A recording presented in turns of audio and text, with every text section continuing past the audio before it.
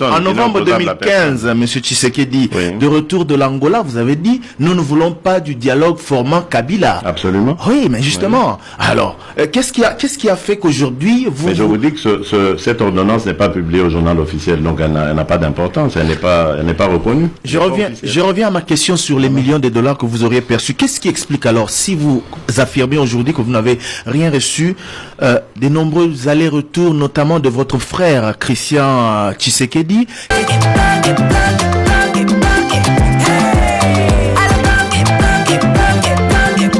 Oyoki elengi ya Congo. Tapez les mains, tapez les mains, tapez les mains, tapez les mains, tapez les mains, tapez les mains, tapez les mains. En novembre 2015, M. Tshisekedi, de retour de l'Angola, vous avez dit, nous ne voulons pas du dialogue formant Kabila. Absolument. Oui, mais justement. Oui. Alors, qu'est-ce qui a fait qu'aujourd'hui, vous... Mais je vous dis que cette ordonnance n'est pas publiée au journal officiel, donc elle n'a pas d'importance, elle n'est pas reconnue. Je reviens à ma question sur les millions de dollars que vous auriez perçus. Qu'est-ce qui explique alors, si vous affirmez aujourd'hui que vous n'avez rien reçu, des nombreux allers-retours, notamment de votre frère Christian Tshisekedi, qui récemment encore était ici, il était logé dans un grand hôtel de la place pour négocier avec le pouvoir. Je ne savais pas que vous étiez aussi agent d'investigation. Je suis journaliste. Je suis journaliste. C'est mon rôle, d'une certaine manière. S'il vous plaît, à élever un petit peu le débat et qu'on puisse parler des sujets qui concernent les Congolaises et les Congolais, plutôt que d'aller en dessous de la ceinture et de parler de choses qui... Mais pourquoi vous le qualifiez de débat en dessous de la ceinture? On a vu Christian Tshisekedi ici à Kinshasa. Vous vous contentez de ragot. Plus d'une fois d'ailleurs. Mon frère est dans le business. Il fait ce qu'il veut, avec qui il veut. Mon frère ne fait pas de politique. Ni de près ni de loin, il n'a occupé des fonctions politiques. Alors pourquoi est-ce que vous voulez que je parle de ce qu'il fait de son business, de ses voyages, de ses affaires? C'est pas mon problème. Parlons de politique. C'est pour ça que je vous invite à rehausser le débat.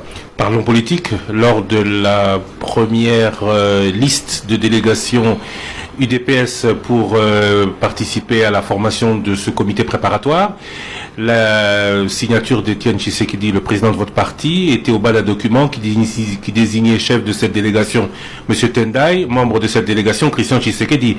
Il fait donc de la politique. Non, mais qui vous a dit que le contact était politique? Que ce soit M. Tendai, que ce soit M. Christian, mon frère, que ce soit les deux autres qui se trouvaient sur la liste, personne d'eux n'a un mandat officiel au sein de l'UDPS. C'était pour des contacts totalement privés et pour crédibiliser leur démarche, il fallait qu'ils aient le mandat du président. Mais ce n'est pas un mandat officiel. Vous avez vu que quand il s'est agi, après la désignation de M. Kodjo, d'entrer en contact avec lui, il y a eu cette fois-là un mandat officiel désignant le secrétaire général Bruno Mavungu, son adjoint Bruno Tshibala et moi-même. Il y a des contacts privés entre l'UDPS et le président Kabila? M. Tendai avait prétendu auprès du président avoir des contacts privés et un message privé à faire passer à M. Kodjo. Et il a reçu la caution du président Tshisekedi? Ben oui, pourquoi pas. Monsieur Félix Tshisekedi, ça ne paraît pas plausible, votre hypothèse. Pourquoi? Comment officiellement vous dites que votre frère ne fait pas de la politique, alors qu'il est désigné officiellement sur un document? Vous êtes déterminé à vous acharner sur cette histoire. Non, ce n'est pas un acharnement, je cherche à... Mais je vous dis, je crois que vous devriez vous contenter de ma réponse. Je vous dis, et c'est prouvable, c'est démontrable ce que je dis, que Christian Tshisekedi ne fait pas de politique. Il n'a aucun mandat officiel au sein du parti comme j'en ai, moi. Parce que moi j'ai un poste, je suis secrétaire national aux relations extérieures. Mon frère n'en a pas. Pourquoi est-ce que vous vous évertuez à toujours vouloir le rentrer dans la politique? Il ne fait pas de politique, comprenez-le. Je reviens à l'UDPS. Vous avez tout à l'heure demandé aux journalistes que nous sommes de nous adresser à l'organigramme du parti, aux personnes indiquées. Voilà. L'UDPS, c'est l'Union pour la démocratie. Et on le rappelait encore tout à l'heure. Absolument.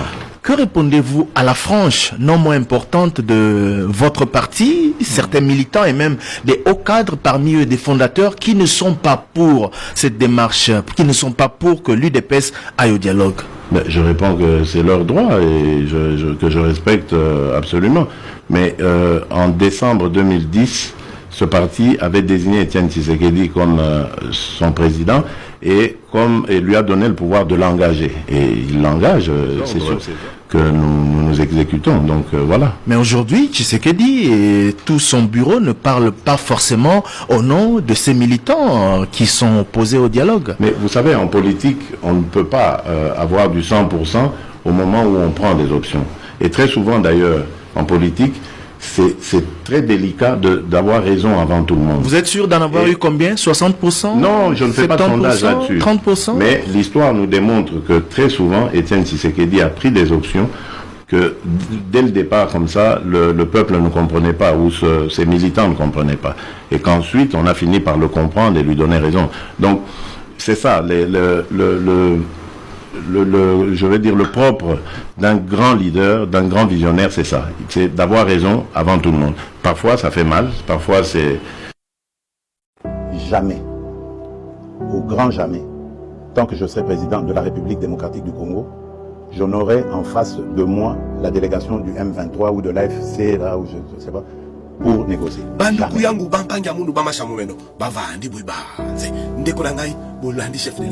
Est-ce que c'est normal? Na oye mo kalobaki abaki jamais akoso wana M23 lelo yaya bandimi trêve ko baluka ndenge ni kovanda kosolo na M23 batangi communiquer na RTNC s'il vous plaît na RTNC lisusu ndeko na ngai place bando tanga ke AFC bar M23 supplétif de Rwanda Kagame M23 chef Kagame ezate balongoli Kagame balongoli Rwanda na sima ya M23 omoni Fati aza irresponsable, il faut tout benga na président oyo. Ciao.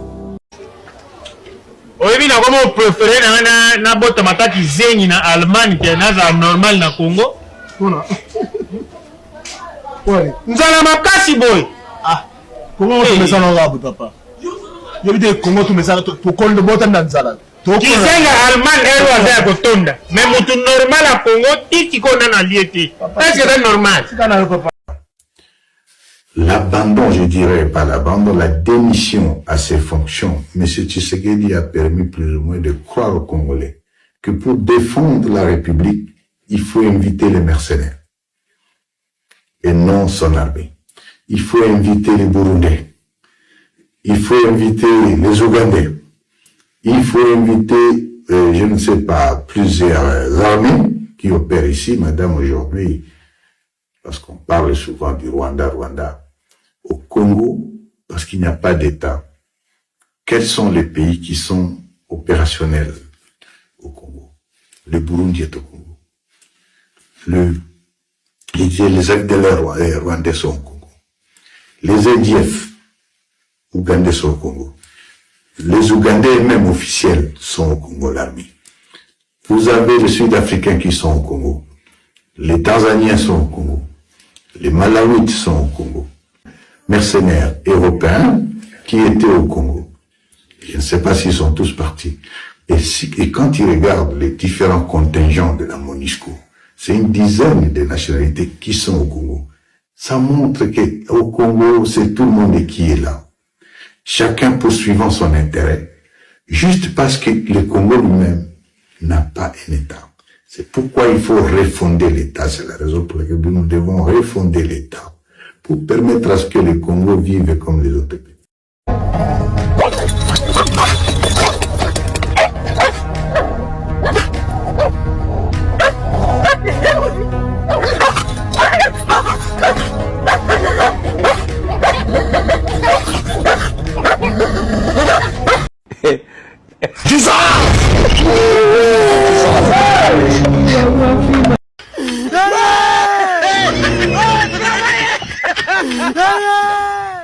Ce qui se traduit en français, tu vas frapper le sous-homme, tu vas frapper le Rwandais, donc le Tutsi.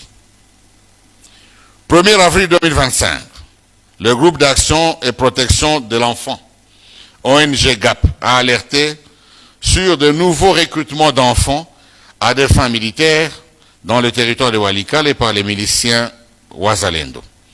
La même situation a été signalée à Beni et à Butembo, où des miliciens Wazalendo alliés au FARDC recrutent des enfants dans leur rang comme cela avait été publié sur les antennes de Radio Okapi le 2 avril 2025. En ces termes, la MONUSCO a récupéré 10 enfants d'errants des FARDC au camp militaire de Mambango. Mardi 5 août 2025 à Goma, un jeune milicien âgé de 15 ans, dénommé Exaucé Bendea, actif dans le groupe Ouazalendo dans le territoire de Nyiragongo, a été présenté au maire de la ville de Goma. Au sujet de l'armement des civils du régime de Kinshasa. Depuis plus de 2 ans, le régime de Kinshasa a mis en place une politique dangereuse, consistant à armer les populations civiles, qualifiées abusivement de Ouazalendo, aux fins de les utiliser dans la guerre contre la FCM23. Ces miliciens qualifiés, donc, comme je l'ai dit abusivement de Ouazalendo, constituent en fait une unité combattante non entraînée, regroupant pêle-mêle plus de 240 groupes armés, Maï-Maï, qui écument l'Est de la RDC, l'Est du pays, attaquant souvent par procuration les positions de l'armée révolutionnaire congolaise. Ces civils armés subissent régulièrement des lourdes pertes en vies humaines, lesquelles sont souvent récupérées et faussement documentées par le régime de Kinshasa et se relaient sous la forme erronée de massacres des civils. À titre illustratif, il est dénombré plusieurs factions concurrentes de Ouazalendo entretenues par des officiels congolais, députés et ministres, et des leaders d'opinion. Au nombre desquels nous citons les Ouazalendo pro Muindo Nzangi, pro Mbenze Yotama, pro Crispin Mbindoulé, pro Willy Michiki, pro Jacques Chabani, pro Julien Paluku, pro Omana Bitika Pascal, pro Julien Mugole, pro Justin Bitakwira, pro Kakule Somo, pro Johnny Luboya, etc. Ces faits si haut dénoncés constituent des crimes de guerre et des crimes contre l'humanité. Conclusion générale du rapport. De ce qui précède, il ressort que les accusations portées injustement contre l'AFCM 23 sont infondées, monnayées et politiquement motivées. Le régime de Kinshasa et ses alliés sont responsables de violations graves, systématiques et documentées des droits de l'homme commis dans le plus grand silence de la communauté internationale. L'AFCM 23 invite donc la communauté internationale en général, et plus particulièrement le Haut Commissariat des Nations Unies aux droits de l'homme et les organisations internationales humanitaires et de défense des droits de l'homme à adopter une attitude impartiale, constructive et responsable, en prenant en compte les causes profondes des conflits en RDC. Il est bien évident que l'FCM 23 a démontré dans le territoire libéré sa capacité à stabiliser la situation sécuritaire, à protéger les populations civiles, à restaurer l'autorité publique et le vivre ensemble, à coopérer avec les organisations humanitaires et des droits humains et à participer au processus de paix. Somme toute, l'AFC M23 demande au Conseil de sécurité des Nations Unies ce qui suit. L'ouverture d'enquêtes indépendantes, des poursuites judiciaires et des sanctions internationales contre les dignitaires du régime de Kinshasa, directement ou indirectement impliqués dans la commission des crimes et violations graves des droits de l'homme. Une redéfinition du mandat de la MONUSCO vers celui du maintien de la paix et une reconnaissance de ses efforts dans la promotion de la stabilité et des droits humains. Les accusations présentées par la FCM 23 contre le régime de Kinshasa sont le résultat d'un travail fouillé, documenté et dont les faits sont indéniables. Je vous remercie. À la jeunesse, vous savez, lorsqu'on ment, on risque de perdre l'intelligence. Jean-Pierre Bemba, c'est un homme qui a suivi une très bonne formation. Il a fait de bonnes écoles. C'est un ancien du collège Boboto. Mais regardez, en mentant, il perd même la subsistance intellectuelle. Suivez Jean-Pierre Mbemba, si Top Congo. Le monsieur que je parle, ça c'est une faute grave, même d'ordre sémantique. Donc il quitte même la grammatologie. Je commence à douter de sa formation.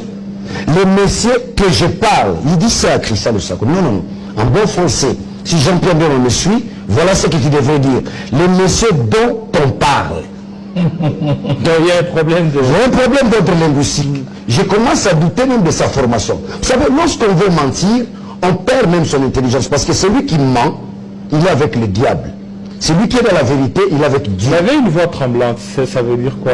Mais quand vous faites une approche d'ordre psychologique, parce que j'ai étudié Freud avec la psychanalyse, lorsque la voix est tremblante et les lèvres bougent, cela se traduit par la haine. La haine. La haine. Vous sentez la haine dans son cœur, comme c'est un sanguinaire, ça se manifeste. Parce que Habermas parle de la monstration de l'homme. L'homme se dévoile par son langage. On peut définir l'homme par son langage. Et quand il faut définir Jean-Pierre Mbemba par son langage, vous sentez des infirmités graves. Je venais de relever tout à l'heure une erreur grave de ce niveau. Pour le bien de nos enfants, il faut que Mbemba... J'ai noté, il y a plusieurs fautes que j'ai... Mais Katumbi, selon lui, Katumbi, c'est un manipulateur. Le monsieur manipulateur. dont on parle, pas le monsieur que tu parles. Alors, Katumbi, c'est un manipulateur, un mafieux. Si Jean-Pierre Mbemba doit traiter Katumbi de mafieux, je suis toujours dans la psychologie approfondie. Il y a ce qu'on appelle en psychologie, évidemment, dans l'étude du comportement de l'homme, la projection cathartique. C'est celui qui est mafieux. Il va attribuer son comportement négatif à l'autre, ce qu'on appelle la projection cathartique. Il est Azam Yibi, mais pendant qu'il lui-même est voleur.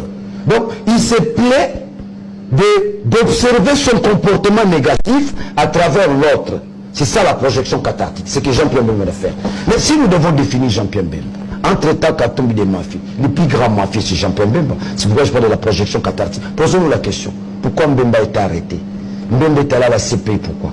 En tant que chef de guerre. Avec la CPI en tant que chef de guerre. Non, pas seulement en tant que chef de guerre, c'est maintenant qu'il va être arrêté. Je vais vous donner l'information, je vais faire une révélation. Mbemba a été arrêté simplement parce qu'il est mafieux.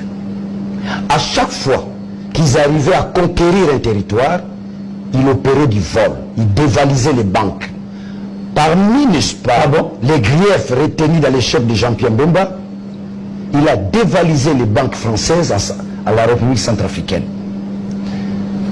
Les Boana français, les richissimes français se sont organisés pour entrer d'abord en contact avec Jean-Pierre Mbemba, voir dans quelle mesure ils pourraient retourner de l'argent. Ils ont amené des caisses à Guémena. C'est là qu'ils sont allés détruire les caisses pour récupérer de l'argent. Cet argent-là n'appartenait pas à Jean-Pierre Mbemba, appartenait, n'est-ce pas, à des banques françaises. Et ces richissimes se sont organisés pour les clouer. Il accepte de faire 10 ans en prison, de passer 10 ans en prison, tout en acceptant de garder l'argent. Le plus mafieux, d'ailleurs mafieux, nous sommes encore gentils dans le langage, mais s'il faut utiliser un langage rigoureux et vrai, c'est un voleur. Il va au-delà même du mafieux. Le vrai mafieux, c'est Jean-Pierre Mbemba. En quoi il est mafieux? Tout ce que Jean-Pierre Mbemba fait pendant la guerre, il dévalisait les banques. Il n'a jamais été militaire. Il était outillé par Museveni, armes, militaires, accompagné des experts militaires. Je vous fais une petite révélation. Jean-Pierre Mbemba subit une formation de 2 semaines par le général James Kazini. C'est un Ougandais. En dehors du général James Kazini, qui forme Jean-Pierre Mbemba pendant 2 semaines, parce que ce n'est pas un militaire, il y a Mustapha. Et James Kazini, de quelle nationalité? Ougandaise. Mais Jean-Pierre Mbemba nous a amené des Ougandais ici. Il parle des étrangers, il nous a amené des étrangers ici. Les gens du Congo central, les gens du Kikuit, ils ne vont pas me compter. Le général Mustapha, qui a commis des crimes au Congo central, à Mwanda. Il a commis des crimes, c'est un Ougandais. C'est Jean-Pierre Mbemba qui l'amène ici. Donc lorsque Jean-Pierre parle des étrangers, c'est ici les mafieux que les gens... Il a fait le sang de Congolais après ça. Il a le sang, c'est un criminel, mon frère, qu'on se le dise. Parce que nous sommes un pays où nous pardonnons facilement. Nous oublions aussi facilement. Mais s'il faut, n'est-ce pas, interroger l'histoire nous en dira plus que c'est un criminel de guerre. Ça, je ne fais pas, je ne dis pas n'importe quoi, je dis des choses qui sont vraies. Ça va évoluer. Donc, c'est-à-dire, pour que les jeunes retiennent ceux qui nous suivent, Jean-Pierre Mbemba a fait de la projection cathartique. Pendant que lui est mafieux, il veut traiter Katumbi de mafieux. Pendant que lui est voleur, il veut traiter Katumbi de voleur. Non, non, ça va être chanteur aujourd'hui. Attendez, vous avez l'habitude de parler de Jean-Pierre Bemba et de Moïse Katumbi sur les plateaux de télévision. Comment est-ce que est bâtie la fortune de Moïse Katumbi? Parce que d'après Jean-Pierre Bemba, quand il est arrivé au Katanga, il n'avait rien et que sa fortune est basée sur le fait qu'il a été gouverneur du Katanga. Ça, c'est un jugement de valeur. C'est un jugement de valeur, comme a dit Cicéron, au tempora, au mores, au temps, au mœurs. À partir de Goma, tokoki ko toucher Kigali wana. Akola la lisusu nanda kona ete. Akokota Zamba. Asakana na bato mususu, mais asakana na fati beton te mokengeli ya bakongolais. Si l'Église Famille de Dieu pourrait organiser des prières partout en République démocratique du Congo afin d'obtenir un miracle, par exemple la fin de la guerre à l'est de notre pays,